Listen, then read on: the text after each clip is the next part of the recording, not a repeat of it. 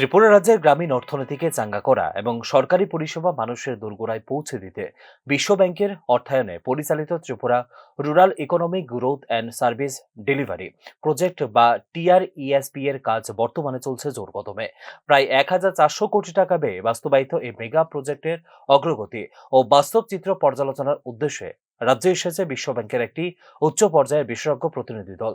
পঞ্চম implementation support মিশনের অংশ হিসেবে ১১ জানুয়ারি থেকে ১৬ জানুয়ারি পর্যন্ত ত্রিপুরা সফর করবে প্রতিনিধি দলটি।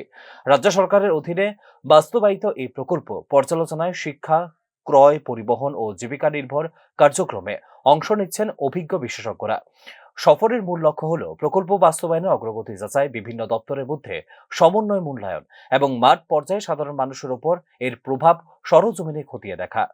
সফরকালে মৎস্য, কৃষি, প্রাণী সম্পদ উন্নয়ন, ত্রিপুরা রুরাল লাইভলিহুড মিশন, শিক্ষা, তথ্য প্রযুক্তি ও পূর্ত দপ্তর সহ মোট ৭টি প্রজেক্টে ইমপ্লিমেন্টিং ইউনিটের সঙ্গে পৃথক বৈঠক করবে প্রতিনিধি দলটি। রাজ্যের ৮টি জেলা এবং ২৩টি স্বায়ত্তশাসিত জেলা পরিষদ ব্লকে বাস্তবায়িত হচ্ছে এই প্রকল্প। বিশ্বব্যাংকের অর্থায়নের মধ্যে প্রায় ৩৫০ কোটি টাকা শিক্ষাক্ষেত্রে এবং পশুপালন দপ্তরের জন্য ২০.৪৬ কোটি টাকা বরাদ্দ করা হয়েছে, যা সম্পূর্ণভাবে জনজাতি অধ্যুষিত এলাকার জন্য নির্ধারিত।